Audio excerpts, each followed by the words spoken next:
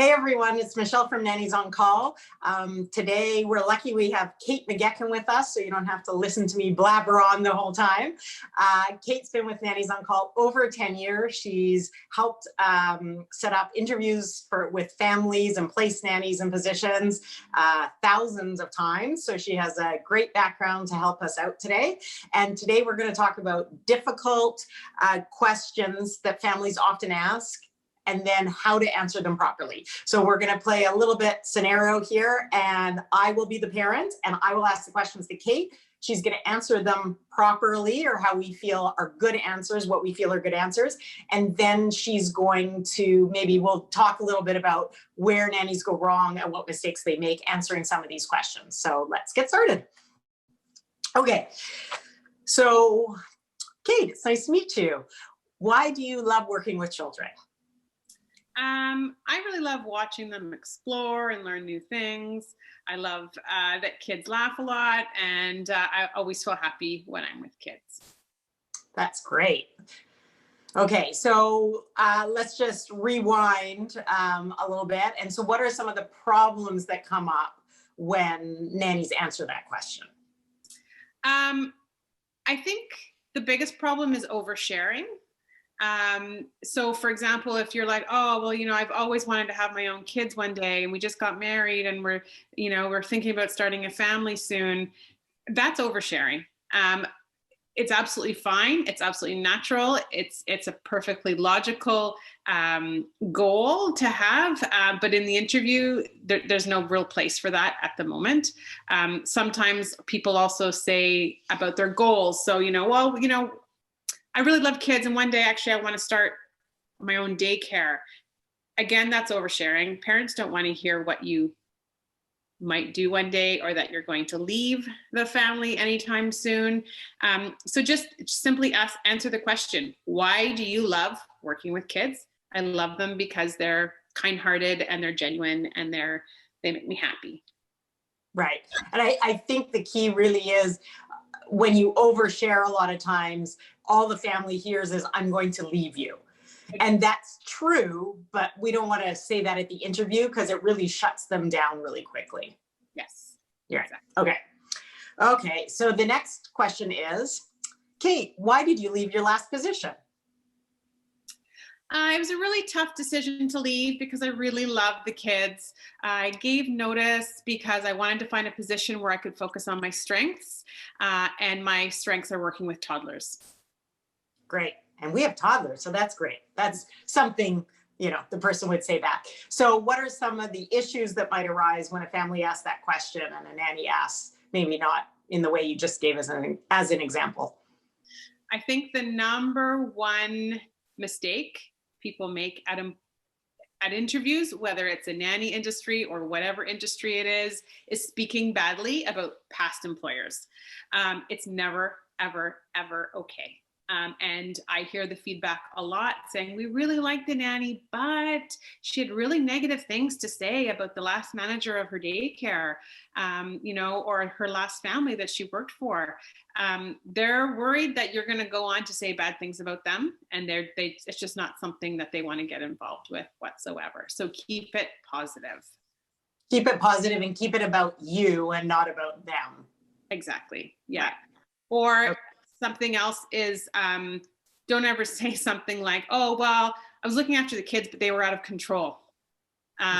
Or the daycare was really badly managed, or they didn't care about their kids or their staff. It's just, there's no place for those types of comments in an interview when you're supposed to be being optimistic and positive and upbeat. Right, right. So focus on your strengths, not about what did go wrong. Okay. Okay, I just have to look at my notes. The next question is, I see that you haven't worked with children in the last few years. Why did you leave the childcare field? So a good answer would be something like, oh, I've always wanted to work in a bank, and so I left childcare to pursue that interest. I did enjoy my time at the bank, but I really missed working with kids, and I understand now that this is what I'm meant to be doing. Right. Good answer. Okay, and what are some of the issues we see arise in answering that question? Again, any sort of negativity is harmful. So things like I was burnt out, I needed a break from the kids for a while, I was really tired, anything like that, I would recommend not saying. Right. Or I was looking for more money, or yeah. I think burned out is the one we heard the most, and it is very harmful. Yeah. Okay, great. So I think this is the last question. I think we had 5 questions in total. 1, 2, 3, 4. Sorry, 4 questions in total. So this is the last one. So how long can you commit to this position with our family? You know, I'm looking for a long-term position. It's my goal to stay with the family as long as I possibly can. I don't like job hunting, and I want to find a family that I can stay with for years to come. Great. Perfect. And what do we see as some of the issues in this question? Again, I think it comes down to oversharing, saying something like, well, you know, my husband and I are really thinking about having a child at some point in the future, or I'm waiting for my jewelry business to take off, something like that. The family wants to hear that you're there to commit. What's really important here is you have to be truthful. If you have plans to go back to school in September, you need to be honest. That is, you have plans, you have applied, you have every intention of attending school in September. Absolutely bring that up. If it's one day, well, you know, one day I want to go back and do my master's. If it's just a one-day thing and you really have no set plans, there's no need to mention it right now. Right. Exactly. And I think too, families are looking for you generally, unless they have a short-term plan, to commit for long-term. Families that come to us want nannies who are staying really for years and years to come. We understand that you might not be able to stay for the next 5 years, and making that commitment right now is impossible. But being open and just saying that you want to stay as long as possible doesn't mean you can't quit sometime in the future, or leave to go back to school, or your jewelry business takes off, whatever it is. Yeah. Right. Yeah. Okay. And be honest, because kids get so attached to you. So if, you know, if you really are only available for the next 6 months, you need to be honest and tell the family that. Right. Right. Okay. And so that was all. We had 4 questions to ask, and those were great examples. And I think that really helps the nannies have an idea. I think for me, being prepared, being honest, being open, but not oversharing are some of the main points I took away from that.